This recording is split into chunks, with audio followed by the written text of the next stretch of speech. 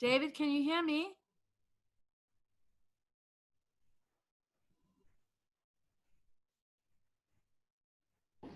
Hi. Hey. Hey. Can you hear me? Yes. We can hear we you. hear you. Good. Hi, Eileen. Can you hear us? Just connecting to the audio. Yeah. Oh, okay, fine. I hope we get people. We'll see how it goes. We will. We will see. How was your hike beautiful. today, David? Oh my gosh, it was so good. It was so good to get out and like completely. You can see you got some sun, right? A little bit. It was great. Eileen, It was can you about hear us? 5.5. It was about 5.5 miles. Hold on, I'm just And- asking if she can hear us. Hold on a second.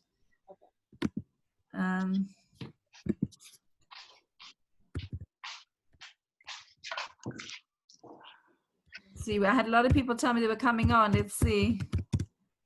All right. Anywho, it was about 600 feet elevation up to the top of Mount Bar Giora, and just was great, challenging. Who did you go with? My friend Yossi Sesson. Oh, hold on. I need to let somebody in. Hold on. Admit. You probably heard of his brother, Vidal. I got confused what you said to me. Sorry, I'm trying to let people into the room. Hold on a second. Hi, Zahava.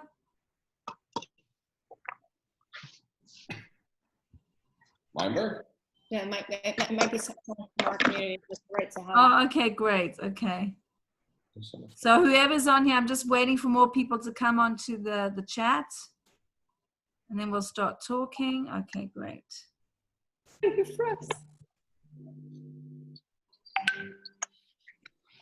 Oh my gosh. I'm trying to make sure I don't leave anybody out. Okay, here. One person waiting, admit. Okay, I think we need to give it just a few. It's just gone. It's not 9 o'clock yet. Okay, good. Okay. If that's Dana, she was also from my community. Oh, okay, great. Well, maybe I'll just have everyone from Efrat and you all convinced me to come live in Efrat. Yes, you should. There's no doubt about that. There is no doubt. You would love the people here. I'm sure. I feel like Johnny would probably prefer RBS because I know that's on your radar screen. No, I think that he won't commute anymore. So, oh, hi, Adam Herman. So good here. So great. Hi, Adam. Okay, admit. Oh, we're getting a lot of people. Okay, who's waiting? Okay, admit all. Okay, I'm not such a pro on this on Zoom, so I'm just getting used to it. Okay, who's waiting? Hold on. Okay.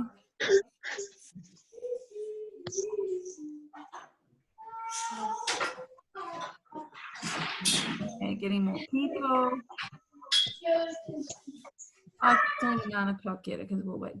I think we'll start around like just after 9. Let's give more people time to come in. I've had a lot of people send me messages to record it, so I'm recording the. Kim, I just wanted to point. Kim? Yeah, who's talking? Me. I just wanted to point out that Zahava knows a ton about Efrat, and she's also very close to the mayor, so she knows what's going on. Hi, Zahava. In Efrat. Okay, hold on a second. Hold on. Is everybody in here? Did I leave anybody out? Hold on.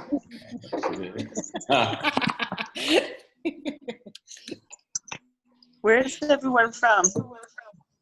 What? Where's everyone from? Sorry.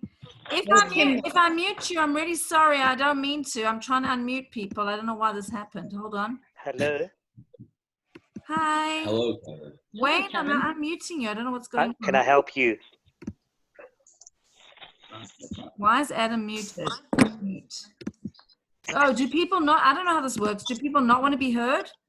Okay. I think it's standard protocol now. Sorry, Kim. I think with all the Zoom meetings going on now, it's standard protocol when you join a meeting to mute yourself. But hello, everyone. Hello. Oh, so that means everybody. Okay. No, Not at the moment because I'm not allowed to do viewings at this point. hold on a second. Admit. Okay, Adam, can you hear us? I don't know if Adam can hear us. Hold on. Yeah, I can hear you. That's it to me. Oh, Adam, you can hear us now? Okay, good. Okay. Kevin, Thank you. Oh, you gotta send her the password. Oh, what's the password? hold on 1 second. Just forward her the link of the thing I sent you. Hold on, everybody. Sorry. Just seeing what's going on here. It's gonna work. Why did this happen? Sorry, guys. Hold on 1 second. Unmute. Can you send it to me? Okay, a lot of people are just coming in. Hold on.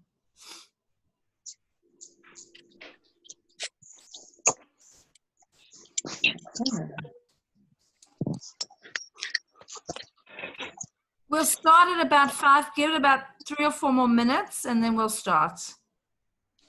Okay. This is a lot of people coming in now. Oh, they can see you? Okay, hold on. Admit. Yeah.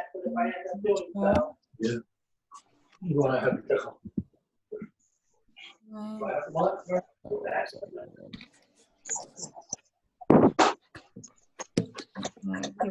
People. You're sending her. Does that work? I think this. Oh. Okay, we had 14 people. How many can you see on your screen at one time? I can see now. 4. 4. Oh, you can only see 4. Okay, we got 4. I can see. Okay, everybody here. Okay, most people are coming on. Hey, Dana. Hey, Dana. Hey, everybody. It's Dana's birthday.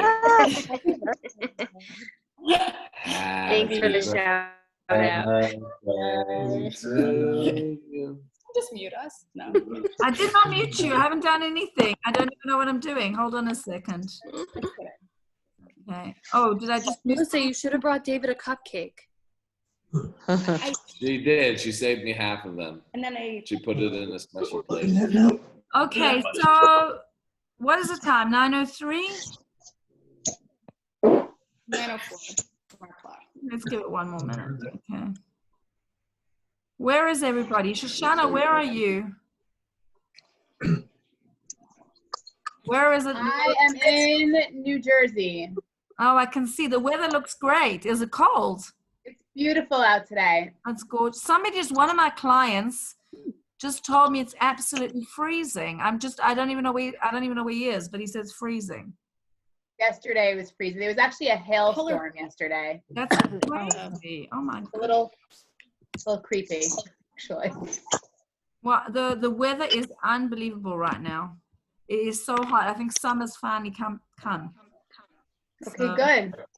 Yeah, it's been so nice just to get out and just be able to breathe and get out.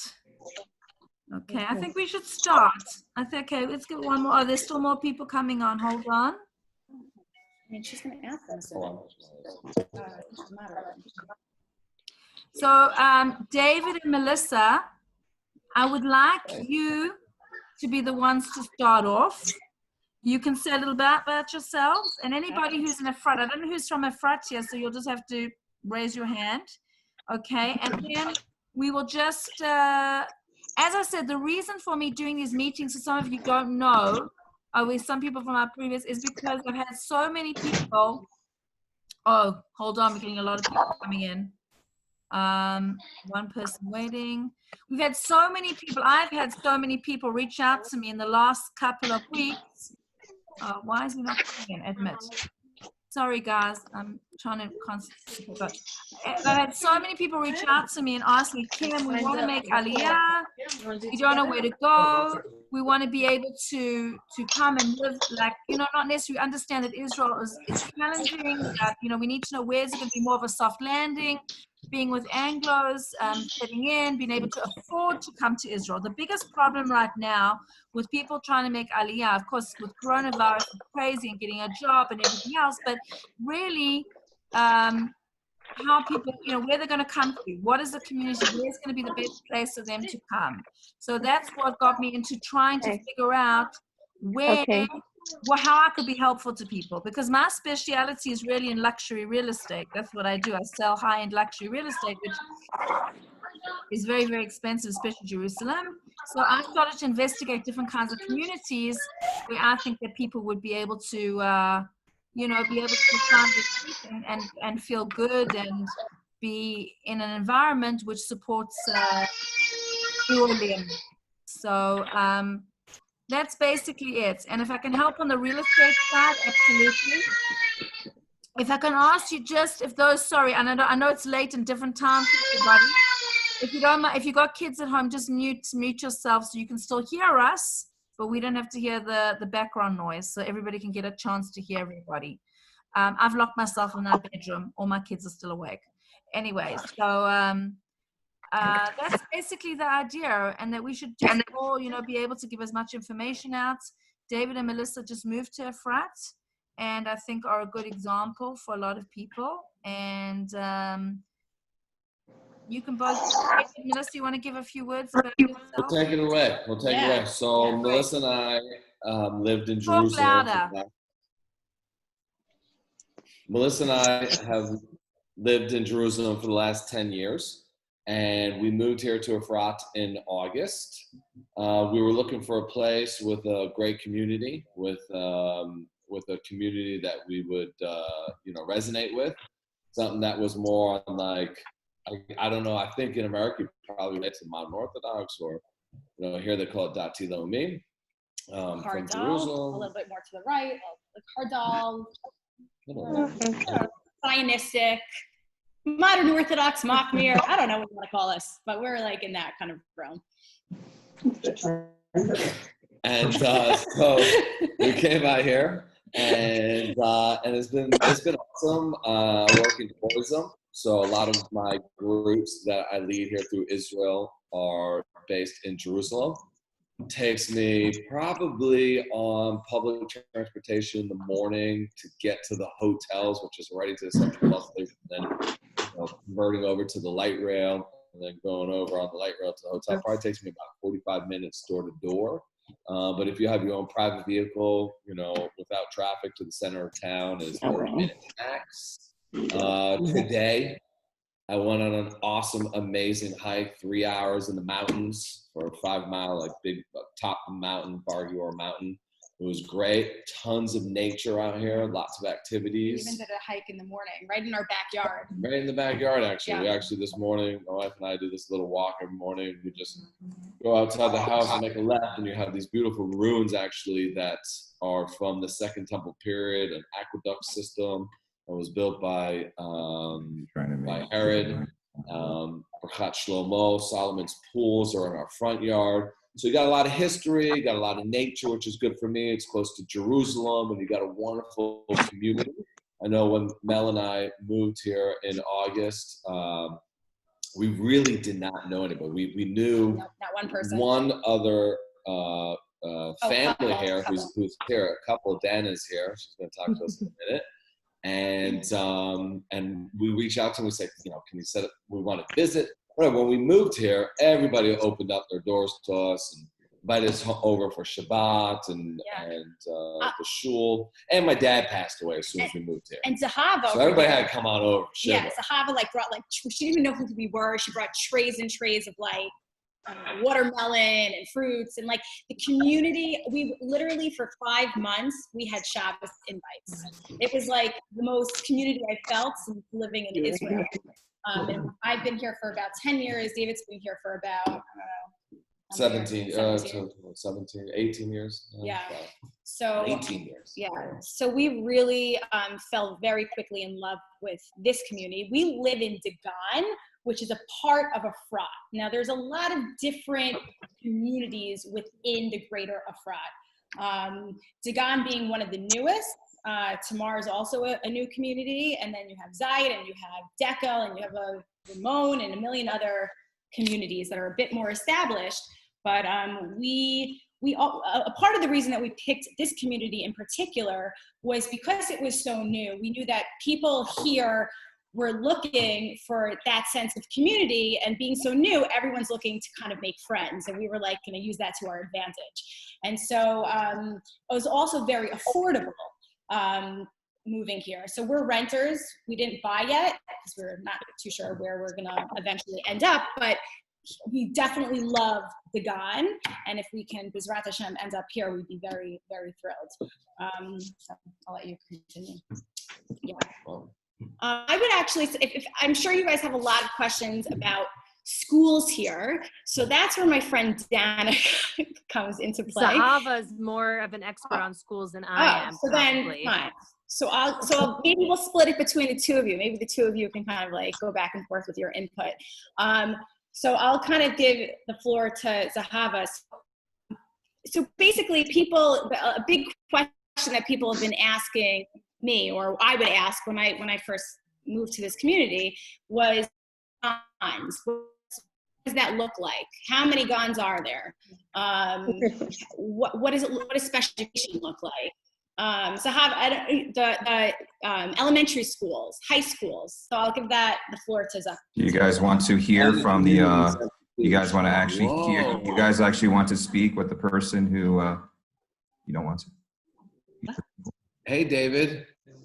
You're speaking to the world here. Okay, you realize that. Should I mute everyone? Yes. I'll be. Okay, so I moved out to Efrat in 1993. I was actually privileged. My parents moved here in 7th grade, and I've been here ever since. Except, I lived in the Zai community for 17 years. Now I moved out to Gan for 2 years. I have kids from 12th grade down to Gan.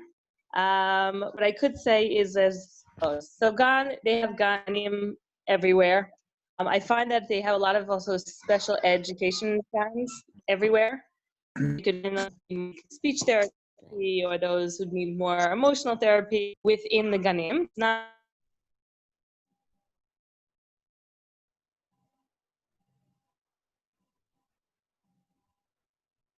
my kids do not go to Gan before the age of 3, which means that they're coming into Gan only speaking English, no Hebrew.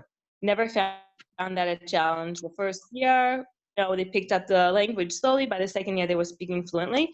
What I do like is that even the Israelis are here, as much as they say we don't understand English and stuff like that, they understand, they help the kids out, and the kids acclimate really quickly. There are two main streams as of right now. There was another one that just started this year. We'll see where that goes. Whereas one school, you do your regular, Gan, I guess pre-K. I don't know the terminology because I grew up in Israel. And then you go into 1st grade. And then there's another stream of school here in which you do a mechina, in which they teach the kids how to read and they teach them how to read in the Torah with a special trap. And then that's still in Gan, and then they go into 1st grade already knowing how to read. The mechinas themselves, they have a rav of the mechina. They have a teacher. They have 2 teachers in the class. The kids get one-on-one teaching with the rav. That's how they learn the letters. School-wise, there are 4 different elementary schools in Efrat right now. One is the regular, traditional, government elementary school. The other one is the continuation for the mechinot. That's over at Zion. They take a different way of teaching, I guess. They believe in the system where at certain ages you learn certain sfarim. I know by the end of 3rd grade they finished all Chamisha Chumshei Torah, just a Bekiyut, just Pshat. And then afterwards they go into the Nevi'im, and they go through the whole Tanakh, and they start again later on around 7th grade. They start doing again the Torah. They repeat the Torah with Mefarshim. That's a word at Zion. 2, years ago, another 2 schools opened up. One is a more project-oriented teaching school, so it's also a mamad, a regular government school, but they have more. They believe more in like not teaching out of books, but also teaching more projects and more hands-on. And then there was one other school that opened up for, I want to say, the minority, because we in Efrat over the years we've always accepted every type of Jewish religious person here. So we had. I remember growing up here, there was always the questions like, what about the women who wear pants and cover their hair? And that was always the biggest issue here. I personally was coming from Harnof, so it was a little foreign to me, but you had everything here and everything was accepted and no one questioned anybody and everyone got along great. And then slowly, some of the next generation who decided to stay here, they weren't all Shomer Shabbat. Again, a very small minority, but there was a need to open a school for that group. So another school opened up that's more pluralistic. I don't want to call it a non-religious school because that's not true. There are many religious people who go there also. They have just a different way of teaching. So those are the four elementary schools that they have here. High schools, they have 3 different boy high schools within Efrat. One's a dorming and 2 are not. And for the girls' high schools, they have, there are 3 high schools within the Gush, but they are not in Efrat, but there is busing. It's for all busing.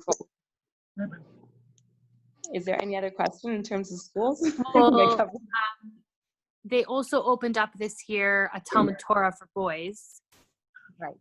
Which apparently is also very successful and also combines both project-based learning and a lot of music, from what I understand.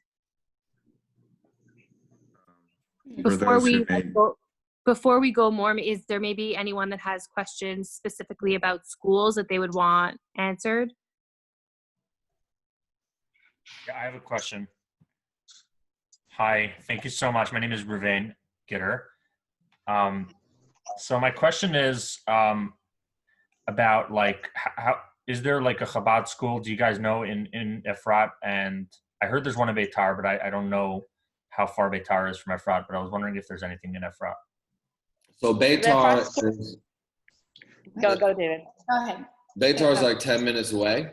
It's not very far to commute there in the morning. I know we have at least 2 families, maybe even three families for sure in our neighborhood that send their kids to Beitar, to the Chabad school.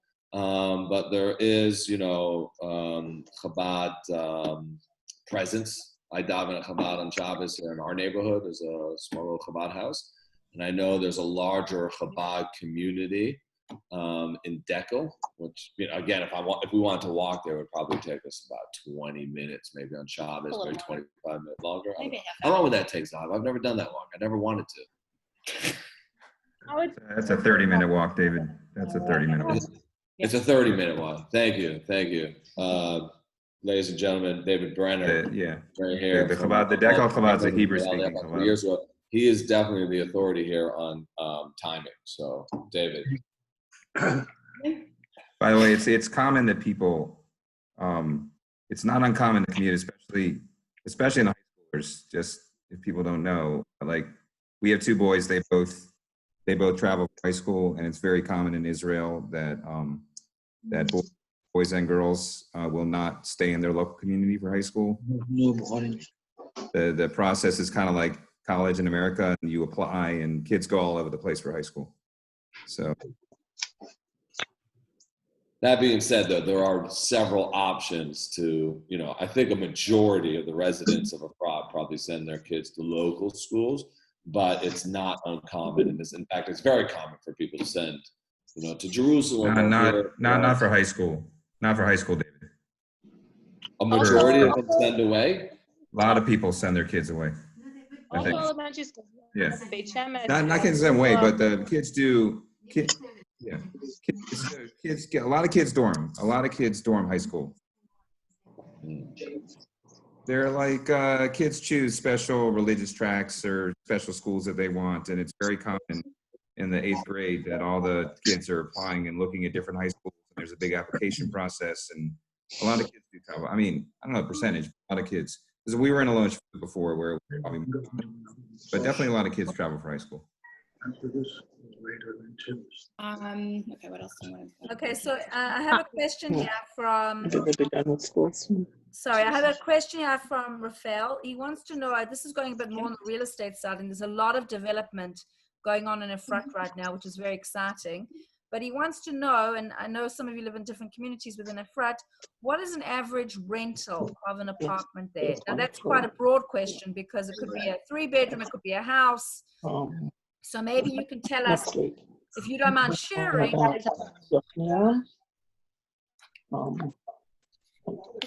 wants to answer?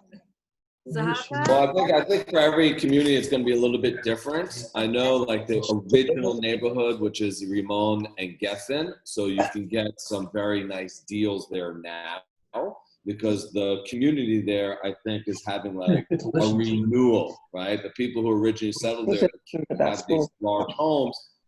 Some of the kids are out, some of the parents want to move close to the kids, or they move to downsized or whatever it is. Things are opening up there. And then you have, you know, the like more modern neighborhoods, 10, 15 years ago, you have the Dekel, you have the Zeit.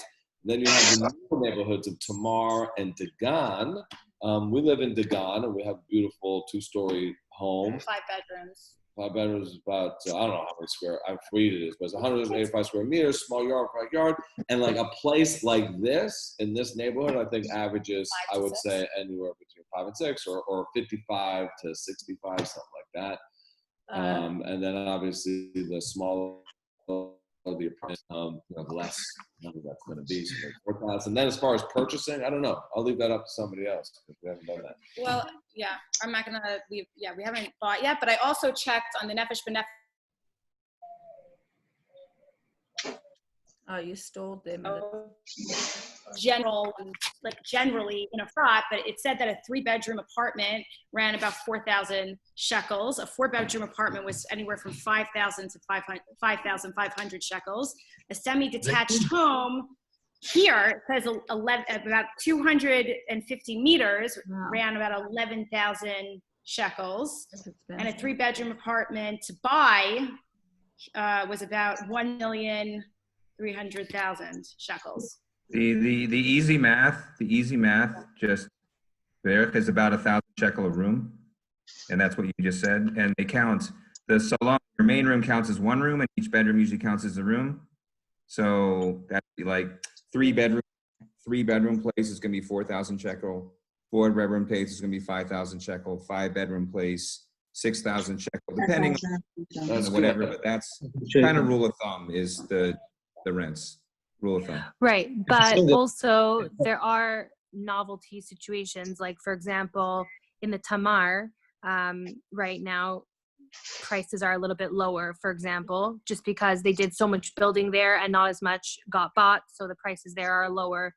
Dagan was a lot lower, and now it has become very popular, so the prices in Dagan have gone up, the prices in Zeit have gone down because a lot of people have moved out of Zeit and come to Dagan. Driving prices there lower. So it's a little bit all over the place, but I think for an average family, you're looking at anything between 4,000 and maybe 6,500 shekels as what would be a normal, comfortable living space. What about to purchase? Purchasing, I think, also is kind of all over the place, and it really depends on what neighborhood you're looking at. Like, every neighborhood in Efrat, right? Every neighborhood in Efrat, there's about 6 official. I think Zahava, if I'm not mistaken, 6 neighborhoods. 7 at this point. 7. You consider 7 all neighborhoods. 3. Right. So let's say 7 neighborhoods, and each neighborhood was built at a different time, right? Subsequently, new neighborhoods were added until we ended up where we are now, which is with Dagan and Tamar. So the prices per neighborhood are very different. So I would hesitate to like make a broad statement of how much something costs to buy, just because each neighborhood really has its own value. So I would say that like if you knew of a neighborhood you were specifically interested in, so maybe we could give a more specific answer for that. But even within a neighborhood, you're going to see there's apartments, there's duplexes, there's this, there's that, you know, there's all different. They're probably the least expensive small places in Efrat are going to be at least $1 million shekel for like a small kind of place. And you could spend all the way up to, there are 4 and 5 million gorgeous places. So Okay, I'm gonna ask everybody, sorry, guys, there's a lot of background noise and people are finding it very hard to listen to people. So if you don't mind, if you're not talking, to mute yourself. I don't want to be rude and mute you, so that's why I haven't done it. I'm very polite, I'm South African. So please mute yourself. I have some questions.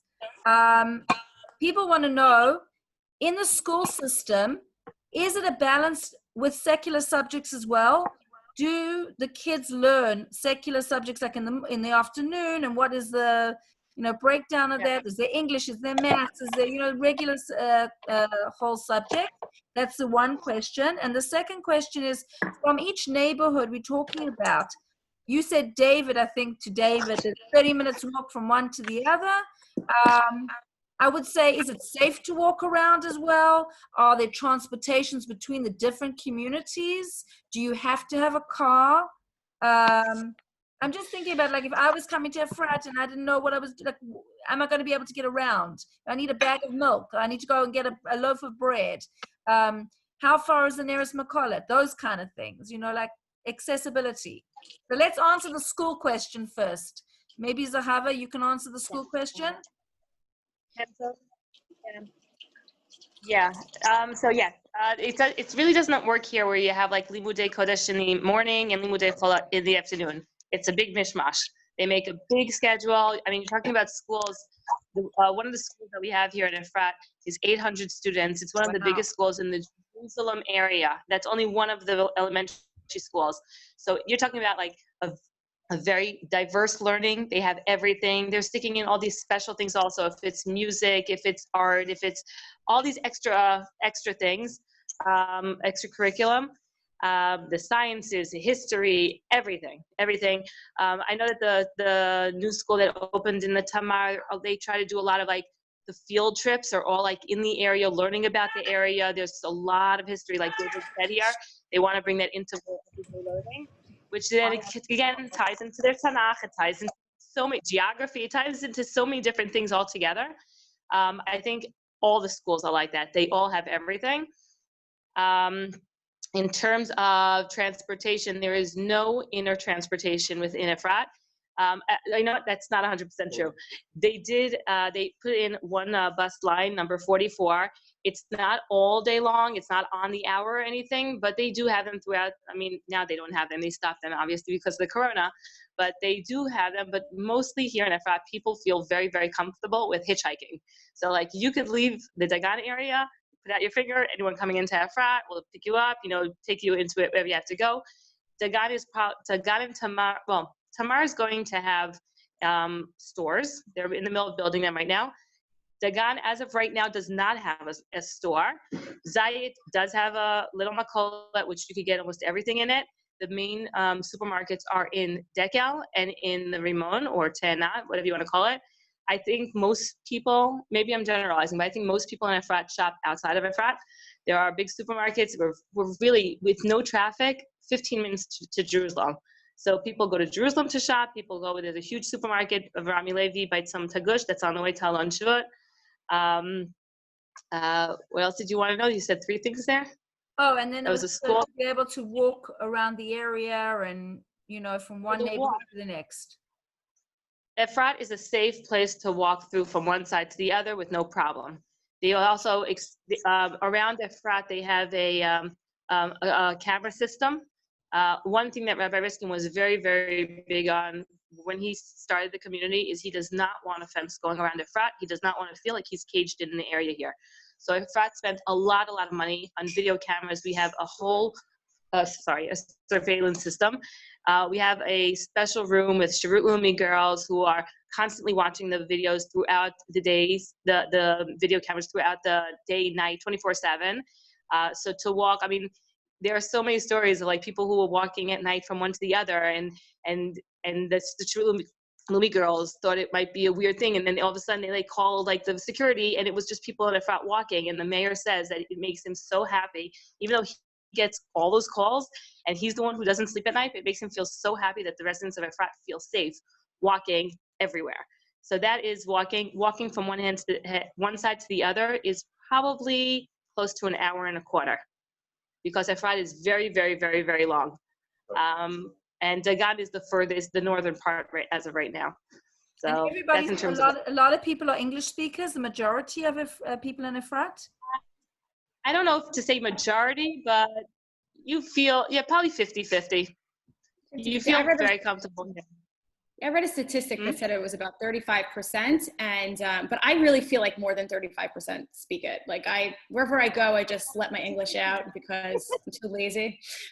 No, not I'm too lazy. I should try a little bit more, but I feel very comfortable knowing that I have Anglos around me, so I don't feel super foreign. So somebody wants to talk. Depends a little bit on the neighborhood.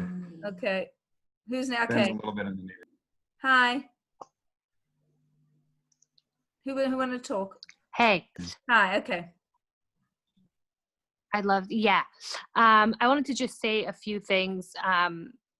There are, in addition to what the Zahava said, there are like 3 small stores and then 2 larger stores that do groceries within Efrat. So you can definitely get everything you need. It's just sometimes a little bit more pricey to do it in your neighborhood than outside.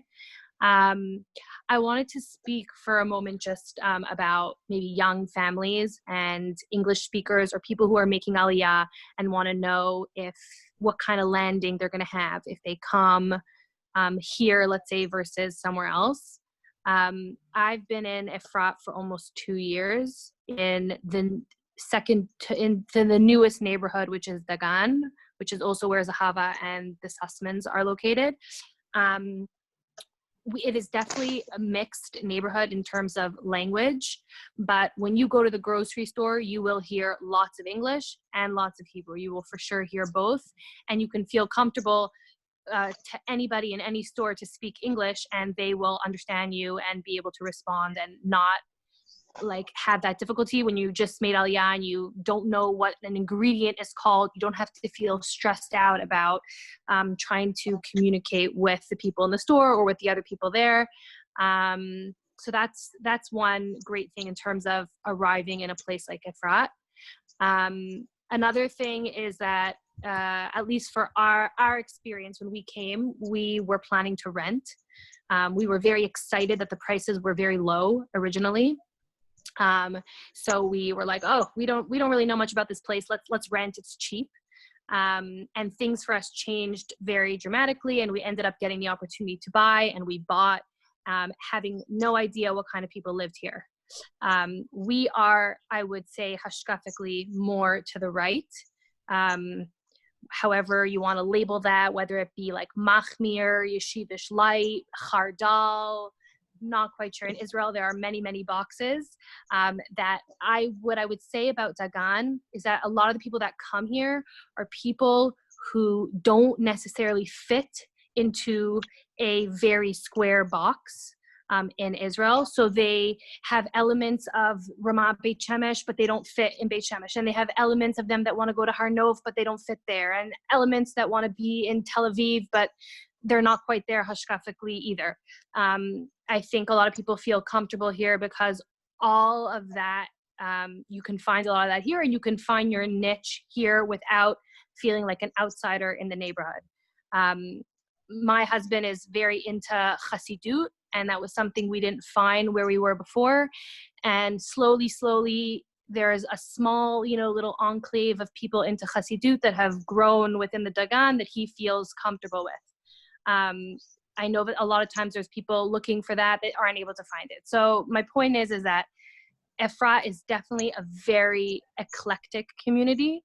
You definitely need to know a little bit what kind of age range you're looking for, whether you're looking for a place with lots of young families, which is, for example, where we live is very, very, there's a ton of kids, and every single daycare here is maxed out in its number of kids. If you're a little bit on, mid-range age or over, you might consider a different neighborhood that has more similarly aged people, but that's what they have, which is so nice in Efrat. You can literally pick a neighborhood based on your age group, and that's like awesome, and type of activity that you like to do, which is great, and closeness to community centers. The last thing I wanted to mention for anyone who is curious is that Efrat has an amazing community center, and amazing extracurricular activities. It is literally, there is a booklet with like 100 pages of every single kind of activity you can imagine. And if you are the type of parent who hashkafically wants your girls only to go to only girls dance classes, you can go to 7 different kinds of only girls dance classes. And if you are the type of parent who wants your kid to go to mixed art class, you can find 3 different kinds of mixed art classes, one for drawing, one for painting, one for sculpting. Every single thing is really, like, you can find here. They have jujitsu, they have baseball, they have hockey, they have ballet. There's really everything. And then you also are so lucky to be part of the Gush as well, where you also have access to all the different activities and school exposures that you could want in the Gush. That's my snippet on the front. Okay, I have a question from somebody. They want to know, on Shabbat, with the different neighborhoods, maybe where you guys are kids like playing together outside? Do they is kind of like parents let the kids hang out together by themselves? Like what's going on during Shabbos? That kind of stuff. Okay, put it this way. My kids are 5 years old. The 5-year-olds hang out with like the 6 and the 7-year-olds. They're like on their own. My kids go out the door. They know they're supposed to stay on the block. They're not supposed to go into the street. On Shabbos, we make special exceptions, but we always say, watch out. Like they're like little adults. Like they're just on the street playing with all their friends. All the kids are out together playing. I was very apprehensive, especially coming from Jerusalem, where it's terrifying to let your kids go out for like a second out of your sight. But here I feel like it took me a while, and I was like, no, you can't go out. Mommy has to watch. You have to be standing outside and watching you. But I feel 100% confident and safe that the neighbors see what goes on if my kids fall off a bicycle, the neighbor will come with my kids to my house and they'll be like, oh, Benjamin fell off of his bicycle. Okay, like we're all taking care of each other in a way that I've never felt so much in Jerusalem. I really feel like we're a very solid community. People make meals for one another when they have babies. People are at each other's simchas. Even if we don't know one another, we come to each other's simchas. We also, not to mention, we also have a post office here. We have a money changer here. We like everything. Listen, Dagon itself doesn't necessarily have stores yet, but everything is pretty accessible. But I would also say that it is important. I mean, if you can have a car, to have a car, even though the transportation system is efficient, it would be a lot easier to also have a car. But back to what you were saying about the community, I just feel very honestly, I was a bit apprehensive to move to Efrat at first because of the feeling of safety, but I feel 100% confident in the security and also in the community itself, as far as letting my kids go out, especially on Shabbos. Okay, I just wanted to say that what Zahava said about tremping, I think it's important to add to what she said, is that when she means tremping, hitchhiking, she doesn't mean like outside of, like people standing like on the highway outside of Efrat. She means like within Efrat, if you like step out your front door or you go to the main street, you can literally just stand there, and no people that are not Jews are like, or Israelis are, coming in and out. It's extremely safe to do. We're not talking about hitchhiking from like outside, standing outside Bethlehem or something like that. Just important point. Okay, Zahava, you had something to say? Thank you, Donna. Yes, I do. Well, I saw questions come up, so I wanted to say that, like I said before, my parents moved here in '93. My parents still live here. They live in the Geffen area. My mother's retired. My father is not yet. He's over 70. He's a doctor. There's a senior citizen center. Really? There are classes that are given to seniors, because I saw a question came up about retired people. So there's a lot of projects. They're trying to also bring like the the older community into the schools to help out, if it's helping out Olim, if it's like just, you know, being extra help in the younger grades. They also take like the ganim. My son, for example, this year his gan would go to the senior citizen center before the Chagim, and they would like have a party with the older generation. And there's a lot to do here. There's a Beit Midrash once a week, which, you know, women come and they could, you know, get their sense of shiurim. There's a Beit Midrash in the Geffen in the shul in the morning. I'm talking about, like, again, people who are retired who would like to, you know, sit and learn some Torah. So in terms of like a neighborhood, they're really everywhere. Like I wouldn't choose one specific one. The question is, do you want a more quiet neighborhood, or would you like to have the kids around you? Because there are retired people in the Zayed, and you have them in the Dekel, and you have them in the Tenat. Like they're everywhere. It's a manga. Yes, I would say that the Rimon is a much older crowd, but the younger people are slowly coming in.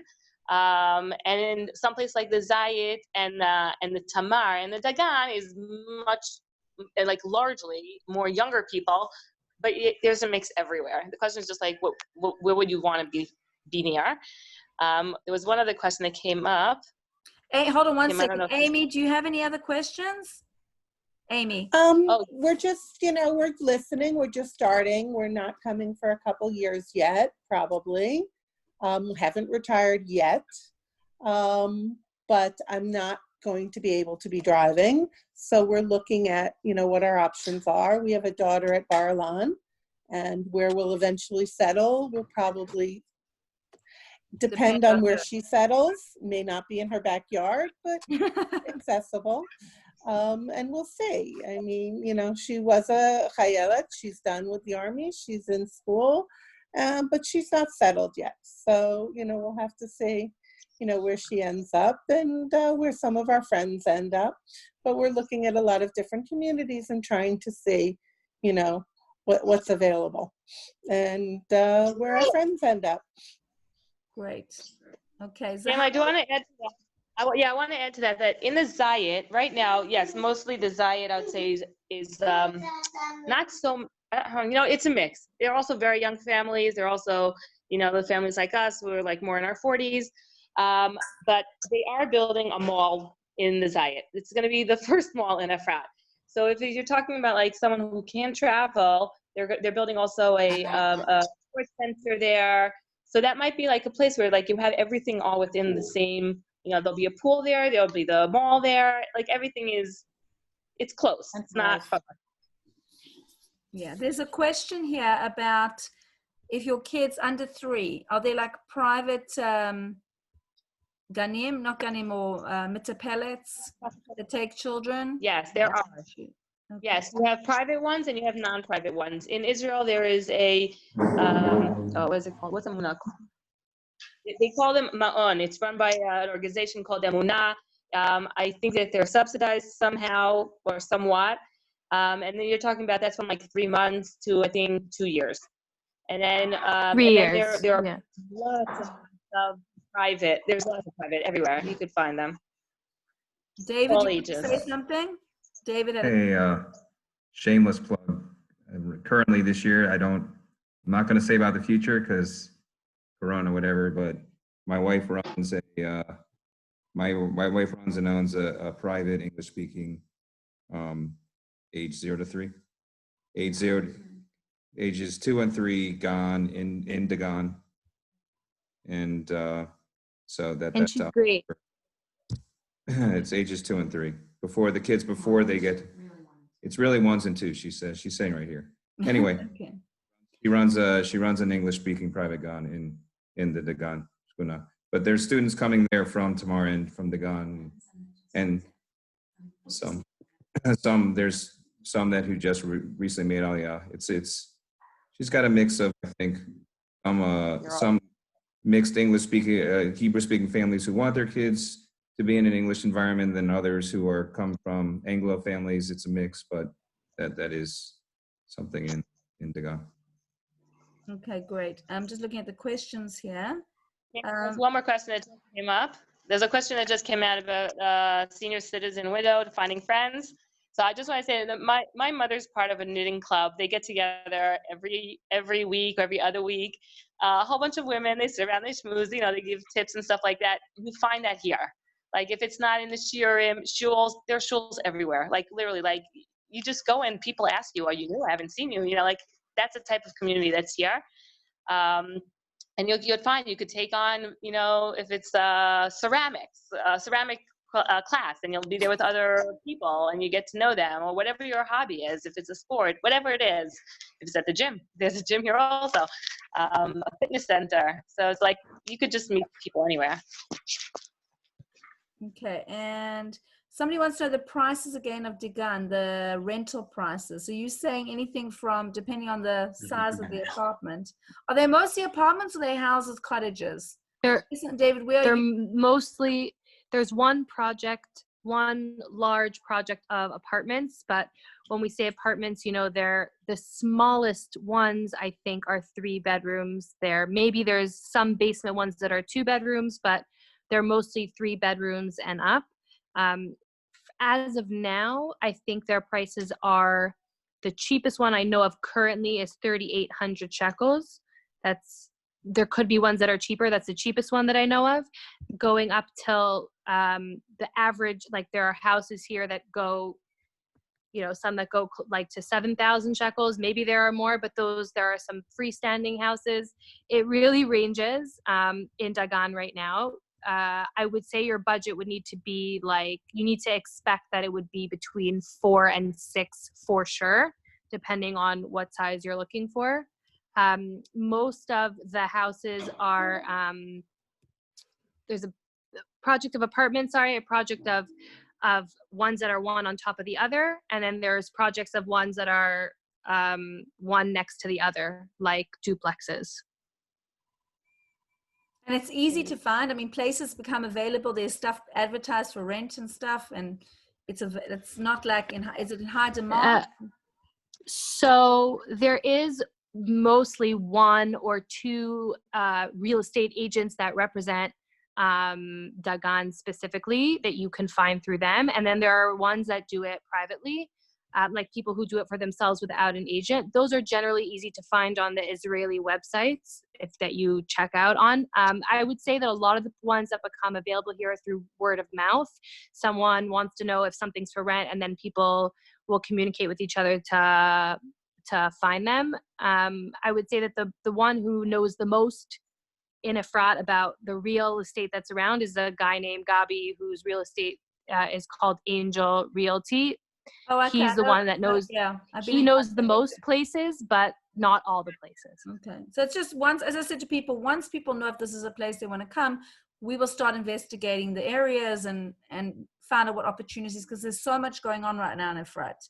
So it's a lot of exciting possibilities, especially for people who aren't coming right now, but maybe coming 2 or 3 years down the line, 18 months down the line, because in real estate, what happens with some of these projects is that they only ask you for a 15% deposit down now. And as building happens, you are asked to pay as construction goes along. But we can talk about that later on.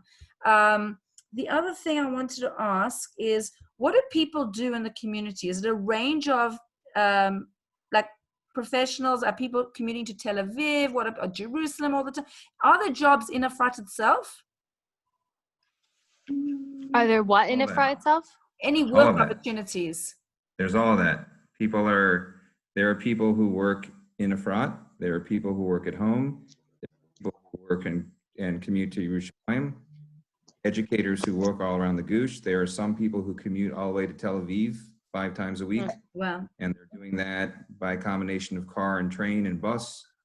It's a whole mix of people. And there are a lot of people actually who are people that go working at home. There's a lot of handymen and blue collar people. You got a whole, as I said before, Efrat is full, not just religiously and not just culturally, but also in what people do. There's like a huge, this is not a homogenous community at all. There is like a range. Okay, any other questions? Somebody just asked on the group, if somebody wants to come and you know, have a pilot trip to Efrat and check things out. Is there Airbnbs available and rental short terms? There are. There are. If you contact any family in Efrat, I'm sure there'd be people who would be happy to host you for, you know, if you're looking for a specific area, they'd be happy to host you for Shabbat and then send you out to meals. You could get to meet people, for sure. And the question is, Amy wants to know, is there plans to connect Efrat to any light rail or railway? Light rail. I heard that There rumor. is. It's down. Yeah, a I heard few that years rumor. Is to- that a rumor or is that true? Is that true or is that? No, it's true. There's talk. No, it's not a rumor. There's talk about anywhere between 5 to 10 years from now. It's something that's going to take time. The first thing that they're working on right now is there is a lot of traffic getting into Jerusalem because our tunnels only have one lane in each direction. And as also more people from Beit Shemesh are coming and more people from the Hebron area coming, everyone going into Yerushalayim, there's a lot of traffic. So right now they are working on expanding the tunnels and the bridge and everything. I mean, driving into Yerushalayim now after not being on the road for 2 months, and you see how one of the tunnels is like, you can't even see how far they dug. It's very impressive.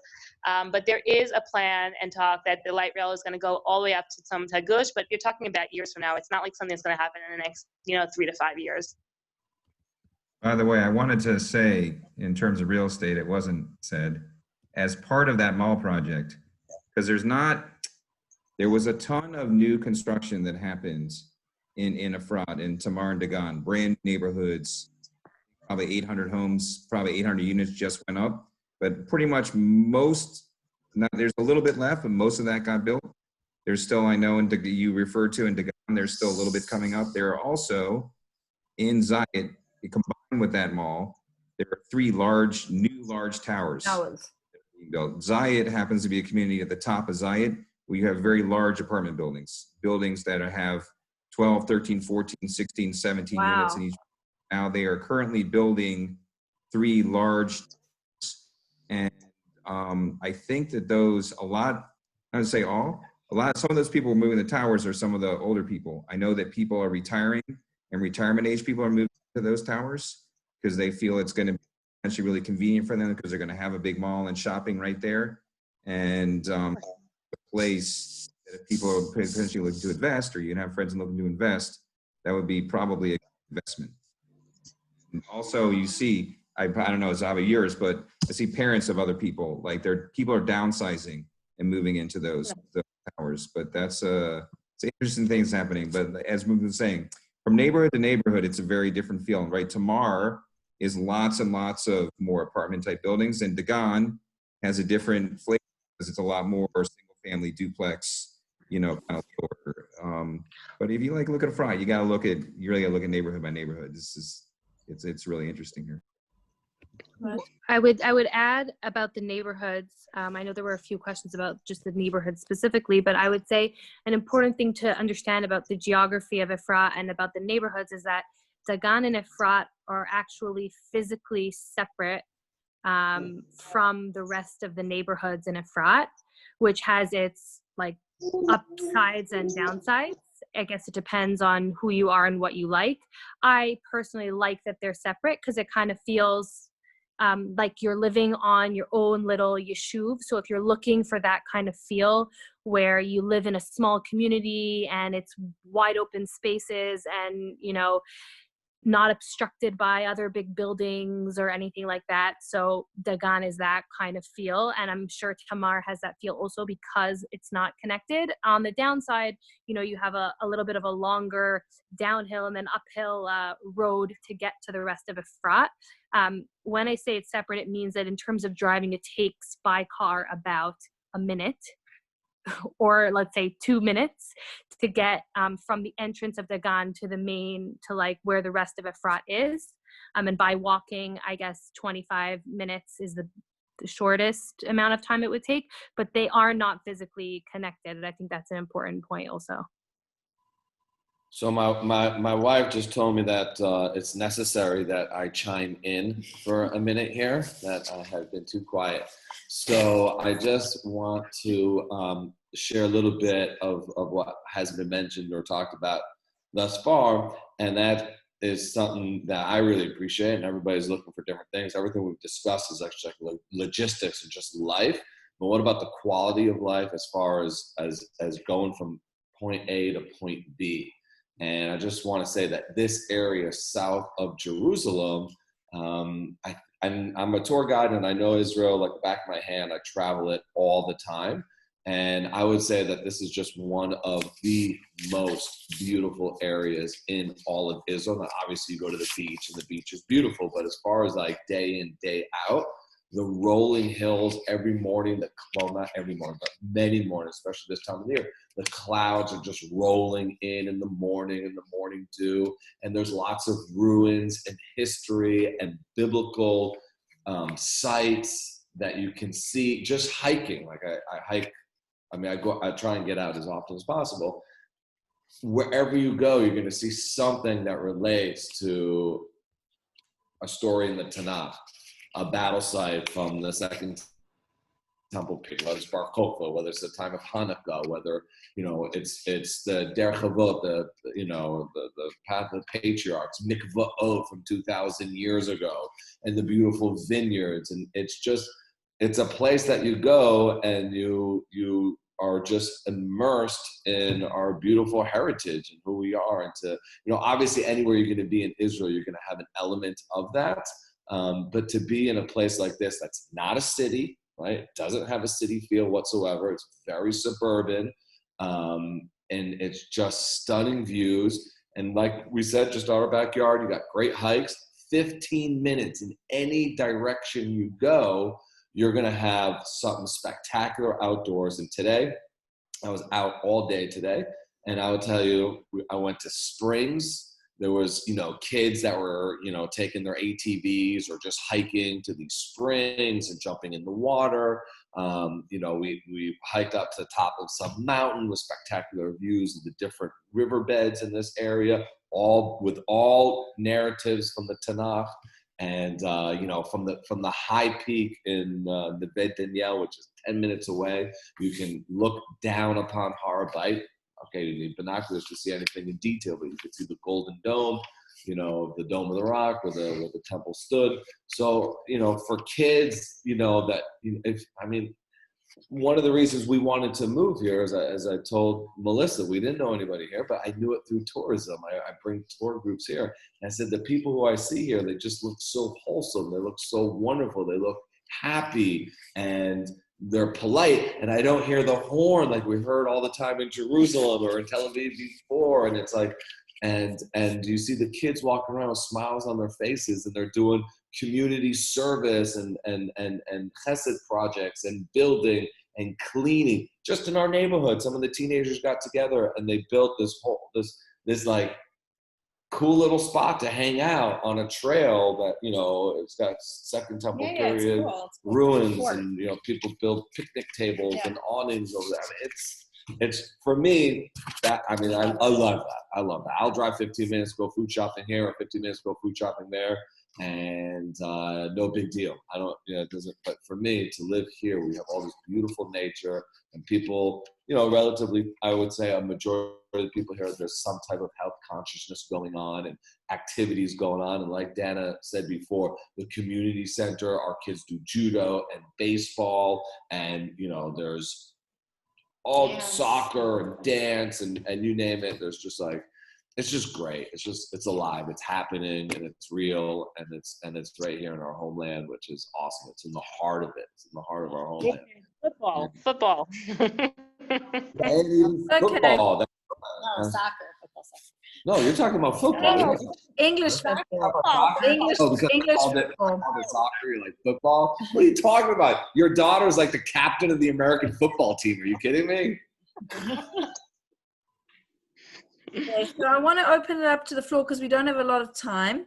And as I said, this was just a platform to meet people who are living in Efrat.